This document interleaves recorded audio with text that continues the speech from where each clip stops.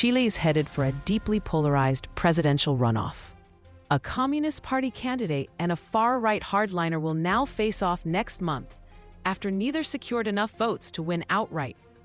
Here's how the results unfolded, and what they mean for Chile. Chile's government announced late Sunday that Jeannette Jara, backed by the center-left coalition, and José Antonio Kast, one of the country's most prominent far-right figures, will advance to the December 14 runoff. With nearly 80% of the vote counted, neither candidate came close to the 50% required to win in the first round. President Gabriel Boric acknowledged both as frontrunners, urging calm and responsibility, saying, "Dialogue. Respect and love for Chile must prevail over differences."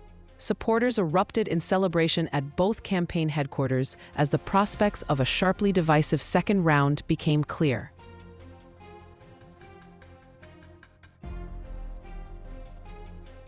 Jara finished first, with just over 26% of the vote, a solid lead, but far from a mandate. Her campaign has focused on labor rights, social equity, and expanding Chile's welfare protections, themes that resonate strongly with left-leaning voters. Thank you very much. So many cell phones that are on here.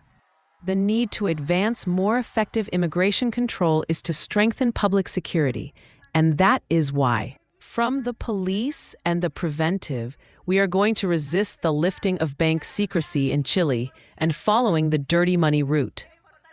Almost half of Chileans and Chileans. They didn't vote for me or Kast. And to them, starting tomorrow, we are going to go out to talk and listen to them carefully. They deserve it. Whoever wants to represent Chile has to listen to all Chileans. And I'm going to take care of that reality, clarity, and difference between what it means that Chile's destinies are directed by the extreme right versus progressivism in our country, which has been the one who has managed to advance social, political, and economic rights for women in. Kast followed closely with more than 24%, reinforcing his growing appeal among voters frustrated by rising crime and illegal immigration. Outside a polling station, 60-year-old agricultural entrepreneur José Hernandez summed up the mood of many Kast supporters. Our past, a government that unties. What became clear today is that the opposition defeated a failed government, a government that did not know how to direct the country's destinies. But the only real victory, the only victory that will make us celebrate, is when we defeat organized crime and drug trafficking. The real victory will be when we close our borders to irregular immigration. The real victory will be when Chileans have decent work and Chile grows again, unlike what has happened until now. Along with you, those people in Chile, whose lives, with strength, have not yet changed because they have the same fear that their son will return home. The December 14th election is not just any election. It will be the most important choice of our generation. It will be a true plebiscite between two models of society. A model, the current one, the one led by the current government, which has led Chile to destruction, stagnation, violence, and hatred.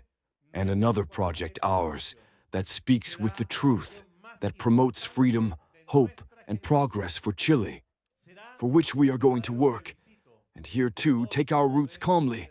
Those workers. And if Jeannette Jara wins, Boric will continue to rule. If Jara wins, the Communist Party wins. If Jara wins, disorder wins. Because we all want to trade fear for safety. We all want to defeat violence and achieve freedom. Because we all want that anger to be transformed into true dignity, which is what they promised us and left behind in oblivion. This is Chile's first presidential election under mandatory voting and automatic voter registration. More than 15.7 million people were legally required to vote, a major shift in a country that historically struggled with low turnout. Analysts say this could reshape Chile's political landscape, potentially boosting conservative candidates and altering the balance of power in one of Latin America's most stable democracies. And the world's largest copper exporter. Both Jara and Kast will now scramble to win over the supporters of eliminated candidates, especially the fragmented right-wing bloc that could give Kast a crucial edge.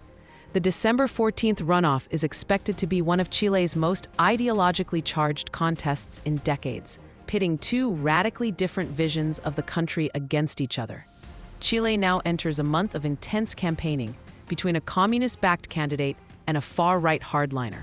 A stark choice lies ahead, and the result could redefine Chile's political direction for years to come.